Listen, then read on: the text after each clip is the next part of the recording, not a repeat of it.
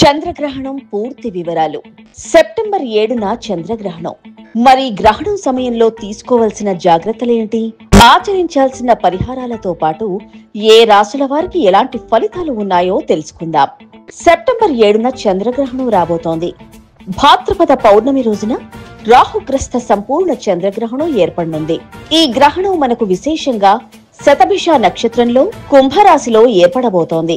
దృక్ సిద్ధాంత పంచాంగ గణితం ఆధారంగా ఈ చంద్రగ్రహణం రాత్రి 9:56 ప్రారంభమై అర్ధరాత్రి 1:26 వరకు ఉండనుంది.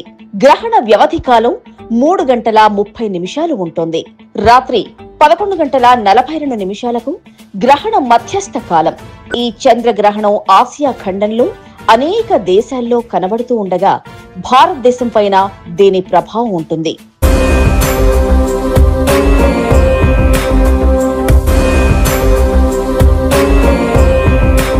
భారత్, రష్యా, సింగపూర్, చైనాలోని కొన్ని ప్రాంతాల్లో చంద్రగ్రహణం కనిపిస్తోంది. ఈ గ్రహణం వల్ల దేశంలోని ఆలయాలన్నీ 7వ తేదీ సాయంత్రం 5 గంటల లోపు మూసివేస్తారు.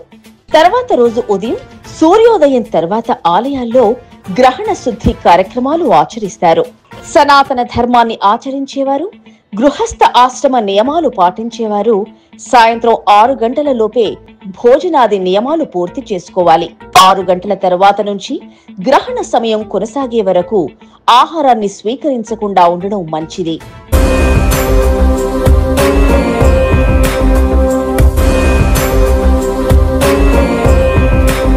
గ్రహణ సమయంలో నిద్రపోవద్దన్నది శాస్త్రం. చంద్రగ్రహణం రాత్రి సంభవించడంతో గ్రహణ సమయంలో ధ్యానం, జపం, తపం వంటి కార్యక్రమాలు ఆచరించడం ఉత్తమం. గ్రహణ సమయంలో ముఖ్యమైన నిర్ణయాలు, ప్రయాణాలు, పూజా కార్యక్రమాలకు వీలైనంత దూరంగా ఉండడమే ఉత్తమం. గ్రహణ కాల వ్యవధిలో ఇంటి లోపలే ఉండేలా చూసుకోండి. గర్భిణీలు గ్రహణ సమయంలో తగిన జాగ్రత్తలు తీసుకోవాలి. గ్రహణానికి ముందు పట్టు స్నానం అంటే తలస్నానం, గ్రహణం తర్వాత విడుపు స్నానం ఆచరించాలి. గ్రహణ సమయంలో ఇంట్లో పూజా మందిరం, ఏదైనా నిల్వ ఉండే ఆహార పదార్థాలు అంటే ఊరగాయ వంటి వాటిపై దర్భలను ఉంచడం శ్రేయస్కరం.